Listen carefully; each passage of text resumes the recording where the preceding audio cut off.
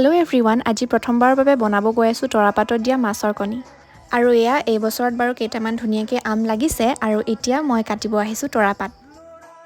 এয়া কাটি ল'লোঁ কেইখনমান তৰাপাত আৰু এতিয়া এইখিনি গেছত সেকি ল'ম যাতে বান্ধোতে ফাটি নাযায়। এতিয়া মাছৰ কণীখিনিত কাটি ৰখা পিঁয়াজ, বিলাহী আৰু মই জলকীয়া এটাই দিছোঁ যিহেতু আমাৰ ঘৰত কম জ্বলা খাওঁ, আৰু লগতে মান ধনিয়া পাত 2 খিলা আৰু কেইখিলামান নৰসিংহ পাত। এতিয়া এই গোটেইখিনিত সোৱাদ অনুসৰি নিমখ আৰু হালধি, অকণমান কেঁচা মিঠাতেল দি আমি গোটেইখিনি সানি ল'ম। গোটেই বস্তুখিনি মিক্স কৰি সানি লোৱাৰ পিছত এতিয়া আমি ধুনীয়াকৈ এইখিনি পাতখন মেৰিয়াই বান্ধি ল'ম। বান্ধি হোৱাৰ পিছত টোপোলাটো টাৱাত দিম আৰু এটা ছাইডত 20 মিনিটকৈ ৰাখিম, টোটেল 40 মিনিটছ, আৰু তাৰপিছতে হৈ যাব আমাৰ মাছৰ কণী পাতত দিয়া ৰেডি।